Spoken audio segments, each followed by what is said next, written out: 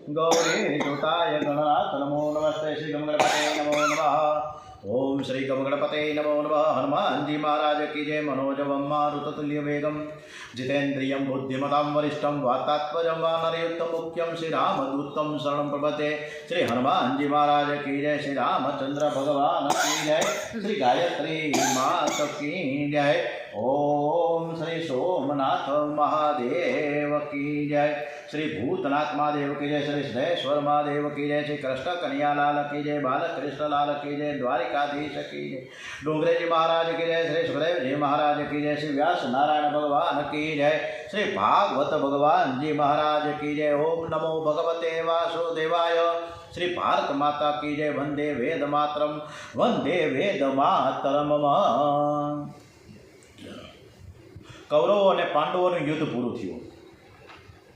कथा चालू करिए। श्रीमद भागवत। डोंगरेजी महाराज सुखदेवजी महाराजना चरणों में वंदन साथे आज 5મી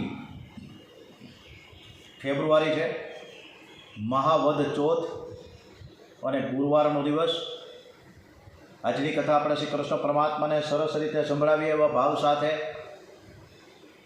बोलीए श्री कृष्ण कन्हैया लाल की जय। कौरवों और पांडवों युद्ध पूरु थई गयुं। अश्वस्थामा विचार करे कि पांडवों कपटथी युद्ध में जीत्या है, हूँ पण कपटथी जे पांडवों ने मारीश। पांडवों सूई गया है त्यारे तेओने मारीश, पर जेने कृष्ण साचवे तेने कोण मारी सके। श्री कृष्णे सुतेला पांडवों ने जगाड्या छे अने कहे कि चालो मारी साथे गंगा किनारे। पांडवों कोईपण जातना प्रश्न कर्या वगर एमनी साथे चालवा लाग्या छे। प्रभु पर केटलो बधो दृढ़ विश्वास है। द्वारिकानाथ कहे तेज करवानुं पांडवों पोताने स्वतंत्र गणता नथी, पण प्रभुने आधीन गणे छे। आजकाल स्वतंत्रनो अर्थ जुदो करवामां आवे छे। खरी रीते जोईए तो स्वतंत्र तो ते छे के जेने जीवनमां संयम छे, जे परमात्माने आधीन छे। तमे कोई पण साधु संत माता पिताने आधीन रहेजो। श्री कृष्ण पांडवोने लई गंगा किनारे आव्या छे। प्रभुए द्रौपदीना पुत्रने कह्युं के छेल्ले तेओ पुत्रने कह्युं के तेओ आवता नथी। बाळक बुद्धि हती तेथी कहे छे कि अमने तमने तो ऊँघ आवती नथी, पण अमने तो ऊँघ आवे छे, अमने तो सुवा दियो। तमारे जवुं होय तो जाओ, मेहरबानी करी अमने निरांते ऊँघवा दे। श्री कृष्ण पासे पांडवोने लईने गंगा किनारे आव्या छे।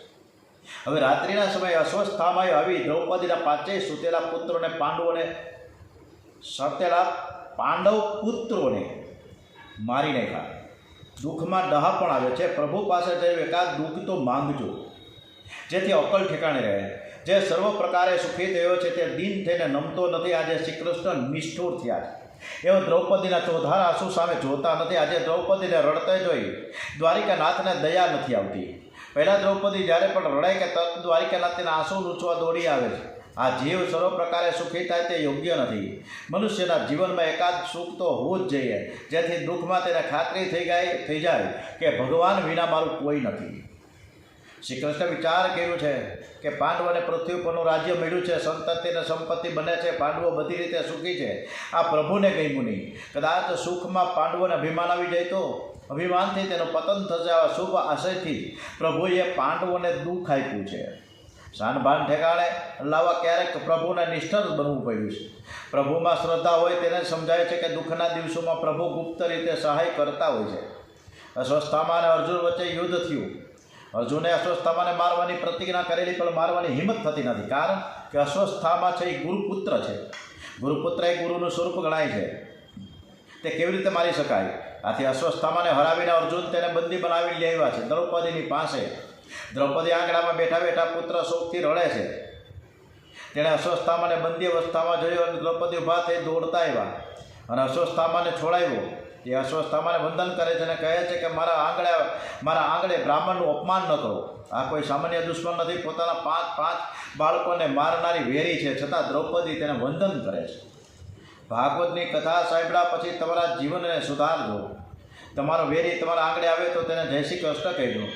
વેરની શાંતિ નિવેરથી થાય છે, પ્રેમથી થાય છે, વંદનથી થાય છે। જય શ્રી કૃષ્ણ કહેવાનો अर्थ એ જ છે કે મને જે દેખાય છે તે કૃષ્ણ પક્ષ છે।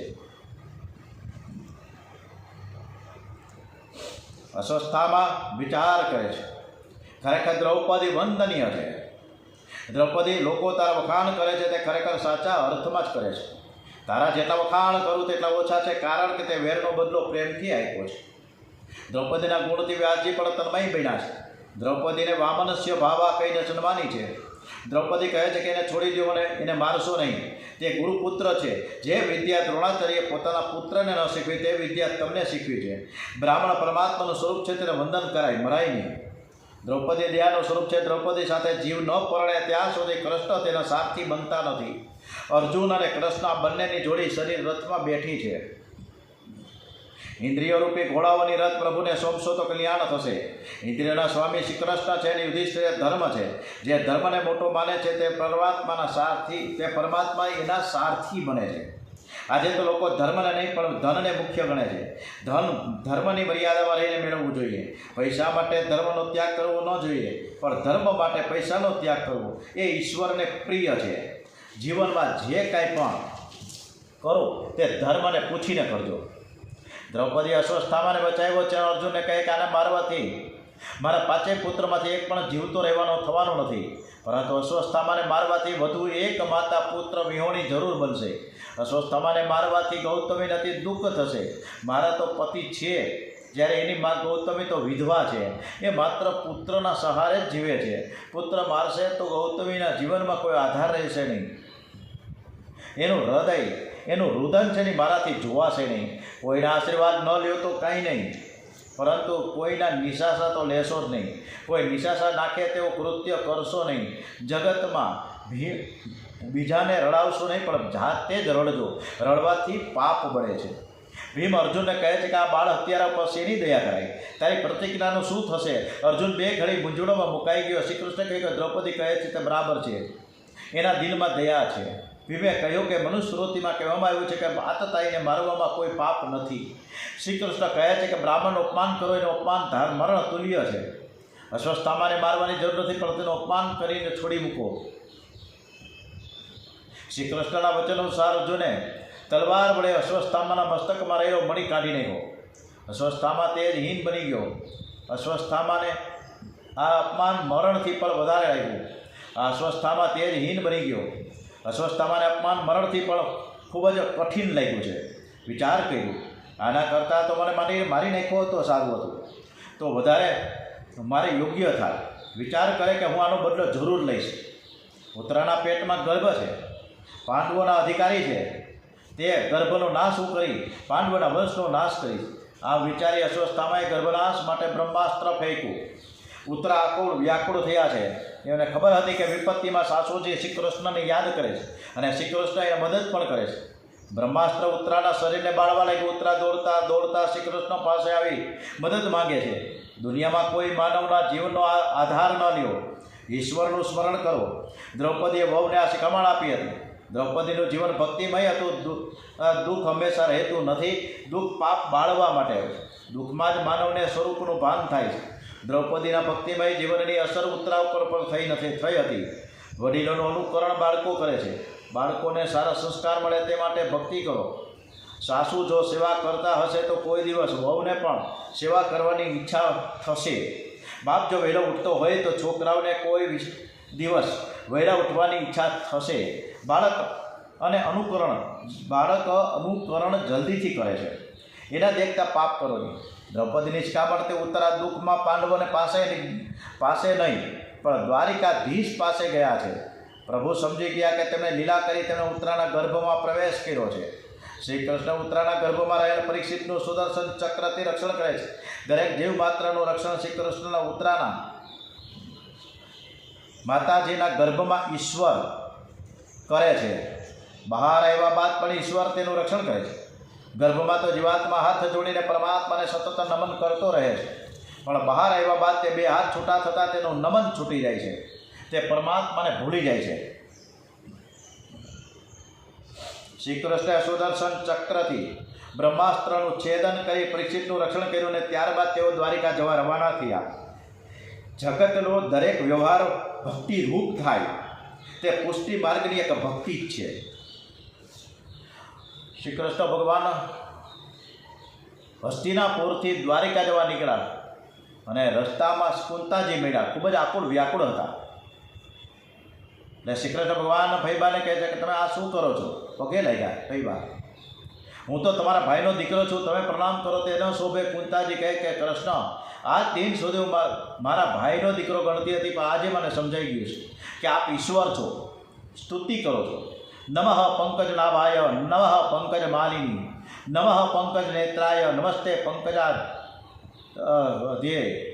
કુંતાજી ભગવાનની આ રીતે સ્તુતિ કરે છે. કેવી સ્તુતિ? કે જેની નાભીમાંથી બ્રહ્માનો જન્મ થયો છે, જેણે સુંદર કમળોની માળા ધારણ કરી છે, જેમના નેત્રો કમળ સમાન વિશાળ છે, જેના ચરણોમાં કમળનું ચિહ્ન છે, એવા શ્રી કૃષ્ણ આપને વારંવાર નમન કરું છું. ભગવાનની સ્તુતિ રોજ 3 વાર કરવી, સવારે, બપોરે અને રાત્રે સૂતા પહેલાં. તે ઉપરાંત સુખમાં અને દુઃખમાં પણ સ્તુતિ કરવી, અંતકાળે સ્તુતિ કરવી. અર્જુન દુઃખથી સ્તુતિ કરે છે, કુંતાજી સુખમાં સ્તુતિ કરે છે, જ્યારે ભીમ અંતકાળે સ્તુતિ કરે છે. સુખાવસાને, દુઃખાવસાને, દેહાવસાને ભગવાનની સ્તુતિ કરવી. કુંતાજી કહે છે કે પ્રભુએ અમને સુખી કર્યા છે, અમને કેવા કેવા દુઃખમાંથી ઉગાર્યા છે, આ બધું જ અમને યાદ છે. કુંતાજી ભગવાનના ઉપકારોનું સ્મરણ કરે છે, તેઓ પ્રભુના ઉપકારોને ભૂલ્યા નથી. હું વિધવા થઈ ગઈ, મારા બાળકો નાનકડા હતા, ત્યારે પ્રભુ તમે તમારું રક્ષણ કર્યું. ભગવાન દરેક જીવ માત્ર પર અનેક ઉપકાર કરે છે, પણ જીવ એ ઉપકારને ભૂલી જાય છે. કુંતાજી અતિ સુખમાં પણ પ્રભુના ઉપકારને ભૂલ્યા નથી.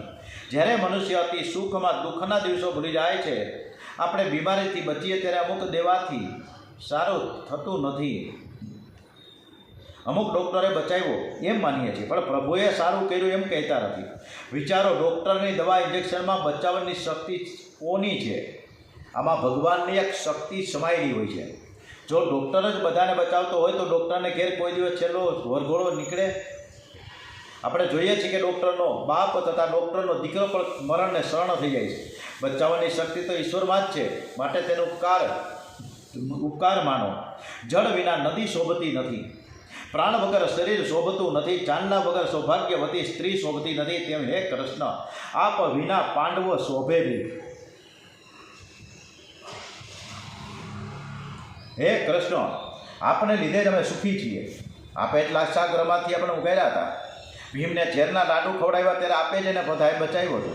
ભર સભામાં મારી દ્રૌપદીની સાડી દુશાસન ખેંચવા લાગ્યો. હે દીનાનાથ, આપે તેને ઢાંકી હતી, આપે તેની લાજ રાખી હતી. જેને તમે ઢાંકો તેને કોણ ઉઘાડું કરી શકે?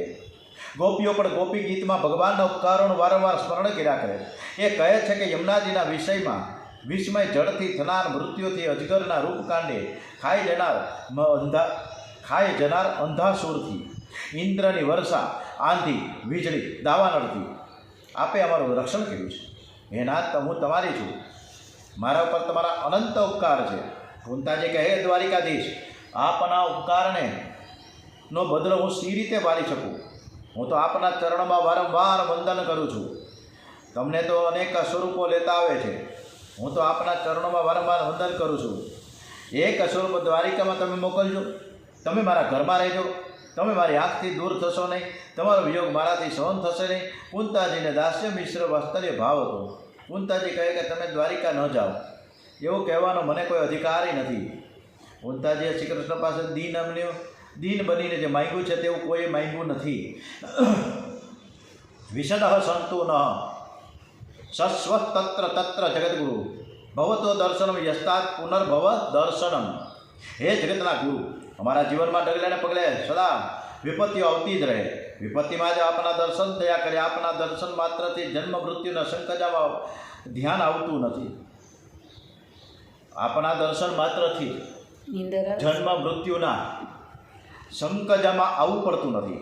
હે નાથ, અમારા ઉપર વિપત્તિઓની જડી વરસે તો પણ અમને તમારા દર્શન થતા રહે.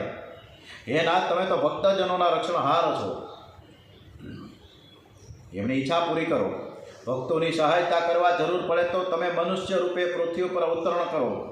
હે નાથ, તમારી બુદ્ધિ બીજે ક્યાંય આમ તેમ ન ભટકે, પરંતુ તમારા ચરણ કમળમાં નિરંતર અને નિરંતર સ્થિર રહ્યા કરે. હું આપને વારંવાર વંદન કરું છું. દુઃખમાં માણસને ડહા પણ આવે છે. દુઃખમાં જીવ પ્રભુ પાસે જવા ઈચ્છે છે. વિપત્તિમાં જે પ્રભુનું સ્મરણ થાય એટલે વિપત્તિ જ જીવનની સાચી મૂડી છે. વિપત્તિ એ ખરે વિપત્તિ નથી, સંપત્તિ એ ખરેખર સંપત્તિ નથી, પરંતુ પ્રભુનું વિસ્મરણ થાય એ જ સાચી સંપત્તિ છે. પ્રભુનું સ્મરણ કાયમ માટે રહે એ જ સાચી સંપત્તિ છે. કુંતાજીએ પ્રભુ પાસે એવું વરદાન માંગ્યું કે મારે માથે મોટા મોટા દુઃખના પ્રસંગો આવી પડે, એ દુઃખના પ્રસંગો આવે ત્યારે હું સતત અને સતત તમને હું સ્મરણ કરતી રહું, ક્યારે હું ભૂલું નહીં. ત્યારે શ્રી કૃષ્ણ ભગવાન કહે છે કે ભૈબા, તમે આ શું માંગો છો? આજ દિન સુધી તમે અનેક દુઃખના પ્રસંગો ભોગવ્યા, હવે સુખનો વારો આવ્યો અને શું હજી તમારે દુઃખ ભોગવવાની ઈચ્છા છે?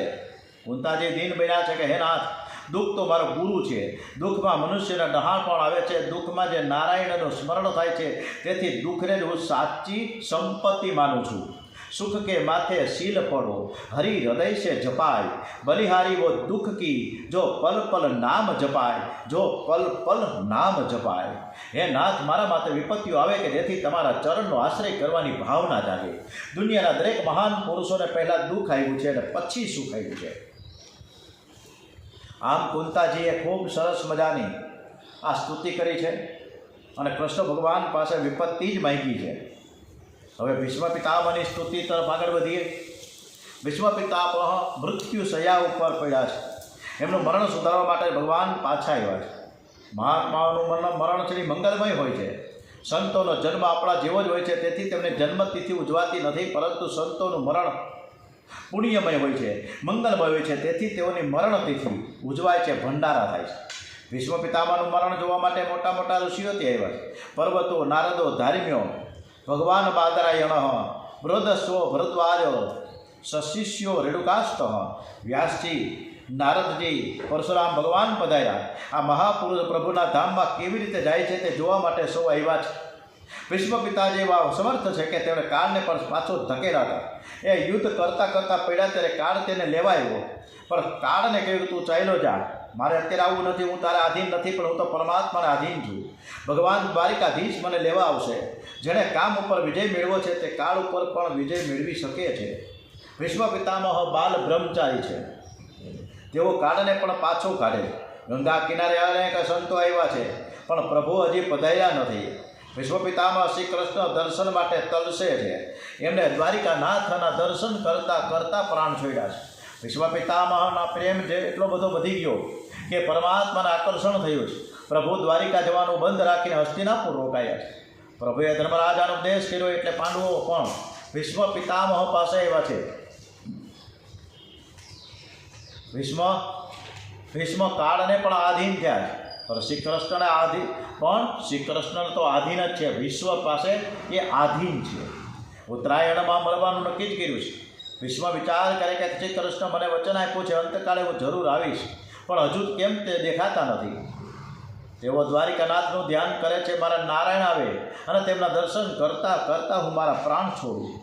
ભીષ્મ પિતામહે ભગવાનને વચનથી બાંધ્યા હતા. કૌરવોને પાંડવોના યુદ્ધમાં દુર્યોધન ભીષ્મને ટોળો મારે છે કે 8 દિવસ થઈ ગયા, છતાં દાદાજી તમે કોઈ પાંડવોને મારી શકતા તો નથી. ત્યારે ભીષ્મ પિતામહ આવેશમાં આવીને દુર્યોધનને કહે છે કે રાતના 12 વાગે હું ધ્યાનમાં બેસું ત્યારે તારી રાણીને આશીર્વાદ લેવા મારી પાસે મોકલજે. હું તેને અખંડ સૌભાગ્યવતીનું વરદાન આપીશ. આ સાંભળી શ્રી કૃષ્ણને ચિંતા થાય છે.